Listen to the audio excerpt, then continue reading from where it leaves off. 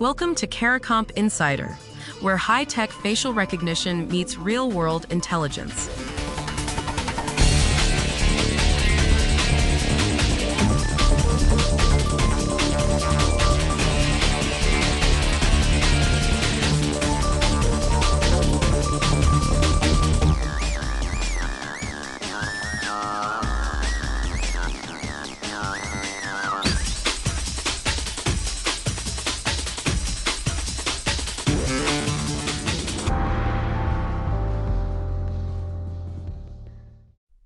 A Texas court just did something to a website that most people didn't think was possible.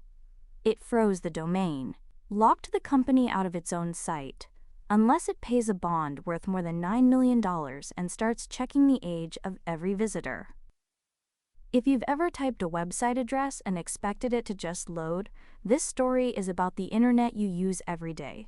Because the rules for who gets in and how are changing fast. Texas passed a law in 2023 requiring certain sites to verify that visitors are adults. Not a click-the-box promise. Real age verification. This year, the U.S. Supreme Court said states have the power to enforce that. And then Texas showed exactly what enforcement looks like. So how does a state government reach out and pull the plug on a website? Start with the company itself. The Attorney General's office says it sued the operator behind an adult site. The company never responded. Not to the lawsuit. Not to the court order that followed. When you ignore a court like that, the court can rule against you by default. And it did. That's when the state filed something called a writ of attachment. In plain terms, it's a legal order to seize an asset. And the asset here wasn't a bank account or a building. It was the domain, the website's actual address on the internet. Let that sink in. A state froze a website at the registry level, the place where domain names actually live. For the rest of us, that's the difference between finding a store and welding its front door shut.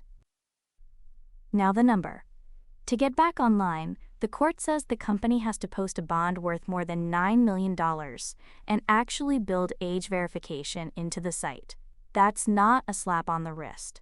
That's a price tag designed to make ignoring the law more expensive than following it. Some companies looked at that math and walked away entirely. Pornhub, one of the biggest sites in the world, suspended its service in Texas rather than ask users for a government ID. The company cited privacy. It didn't want to collect people's identity documents, so it just blocked the whole state instead. And this isn't only a Texas thing. According to research from Regula Forensics, governments across Australia, Europe, and the United States are all moving the same direction, from polite guidance to hard enforcement. Fines, audits, access blocking.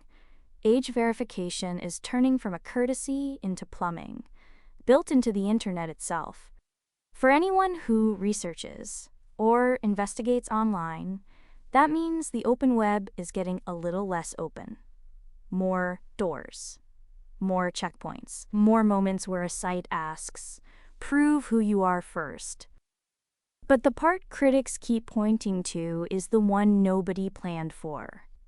When the big, regulated sites block a whole state, the users don't disappear.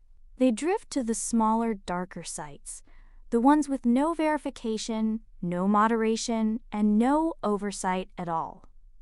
The law meant to protect kids may quietly push them somewhere worse. So here's what happened. Plainly, Texas told an adult website to check visitors, ages. The company ignored it.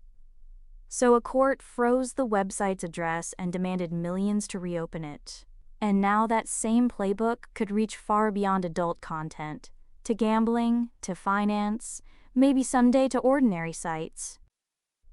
This isn't just a rule for one industry. It's a preview of an internet that increasingly wants to know who you are before it lets you in. The full story's in the description if you want the deep dive. Now you know something most people in this industry don't. Use it.